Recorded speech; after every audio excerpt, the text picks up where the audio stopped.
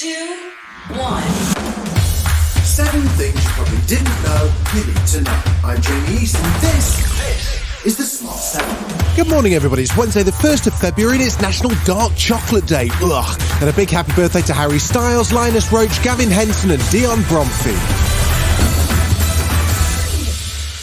Wednesday sees teachers in England and Wales walking out in a row over pay, leaving some schools closed and others only open to certain groups of pupils.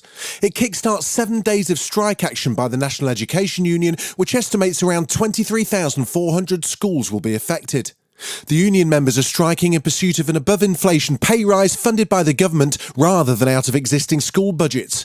Recent talks were not enough to stop the strikes going ahead, and the Joint General Secretary of the NEU, Kevin Courtney, blames the government. Why did the talks fail? Because the Minister brought no proposals whatsoever to the table. There are nothing whatsoever on pay. But it's not just teachers. 500,000 people could be on strike on Wednesday, with border guards, train drivers and civil servants all picking up the placards. And now firefighters are set to join the industrial action, with the Fire Brigades Union voting to strike for the first time since 2003. General Secretary Matt Rack had a strong message for employers. But what I would say to the fire service employers is this: don't play games with us. We've been trying to resolve this pay claim since May of last year, and our members have now got to the stage of voting overwhelmingly for strike action. And if that's not bad enough, the International Monetary Fund had bad news on the UK's economy too. They're predicting the UK could fall behind even Russia in terms of growth, and Labour's Shadow Chancellor Rachel Reeves isn't impressed. The UK is the only major economy forecast to shrink this year.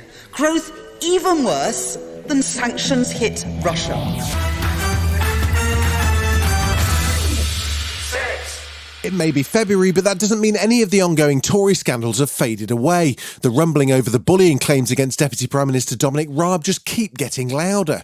Raab, who's also Justice Secretary, faces formal complaints involving at least 24 civil servants over alleged bullying during his time at the Ministry of Justice, Foreign Office and the Brexit Department. But former Cabinet Minister Jacob Rees-Mogg didn't seem too concerned. I think we've got to be slightly careful about the bullying allegations, but also we mustn't be too snowflakey about it. People need to be able to say this job has not been done well enough and needs to be done better. Meanwhile, former Health Secretary and I'm a Celeb contestant Matt Hancock, rather than sit quietly at home with his $350,000 paycheck, decided to pop up on Good Morning Britain on Tuesday. He was confronted by the very well-prepared Susanna Reid, who gave him a much frostier reception than his jungle campmates. Was it reasonably necessary for work purposes? No, the guidance was in place at the time with the... No, you're pivoting. 1 metre plus you rule. are pivoting to social distancing. I'm sorry, not talking about social distancing guidelines. I'm talking that about was they were the guidelines that I It might well have been, and you definitely broke those.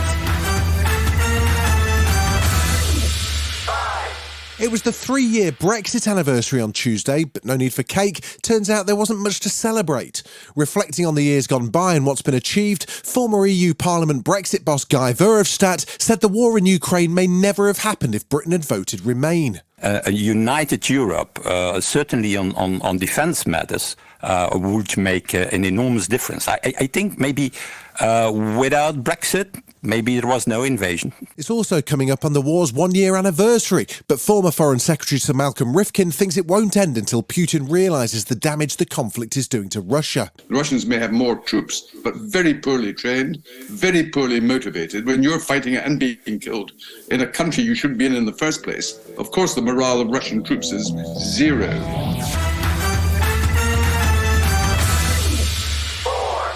34 years on from the Hillsborough tragedy, police forces have apologised for profound failings which have continued to blight relatives of victims. 97 Liverpool supporters died as a result of the April 1989 disaster at Sheffield's Hillsborough ground.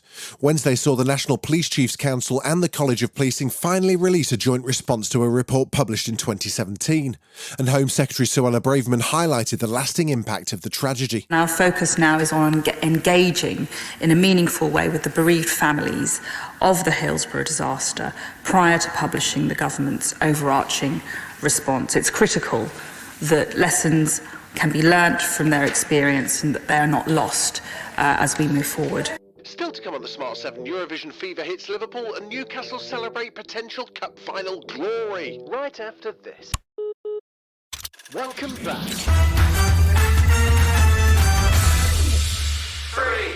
Wednesday night saw the first half of the second legs of the Carabao Cup semi-finals. Newcastle took on Southampton with a 1-0 lead from the first leg, and this time they had home advantage too.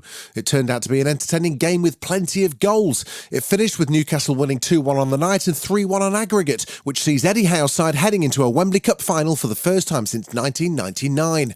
Howe spoke after the game about how team culture's having a positive impact on results. Try and have a small, tight-knit group. Try and make sure everyone feels involved and valued. We believe a lot in the individual and trying to improve players. But ultimately, it's a collection of the mindsets of everyone. And as I say, we have some very good professionals in there who are desperate to succeed.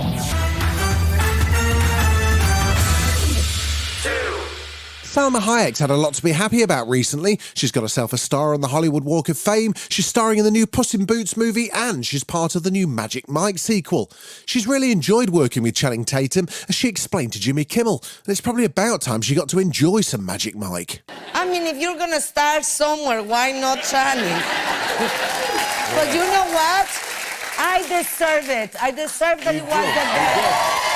Because I had to play the stripper in so many movies before, and now I just got to sit down and enjoy. Yeah. The UK is gearing up for Eurovision 2023 with the theme United by Music, an artwork showing hearts beating together in a nod to Ukraine. This year's event's being held in the UK because it's too dangerous to stage it in the 2022 winner's home country of Ukraine. An official handover ceremony hosted by Rylan Clark and AJ Ododu took place on BBC Two on Tuesday night, and Rylan shared why this year's event is so significant. We've been so lucky to be part of the delegation at Eurovision for the past good few years now, and to know that we're throwing Ukraine's party on home turf is just amazing. Seeing Stefano, they put on such a great Eurovision last year in Turin, and we just hope we can replicate that for Ukraine this year. This has been the Smart 7. Wherever you're listening, do us a favour and hit the follow button. We'll be back tomorrow at 7 a.m. Have a great day.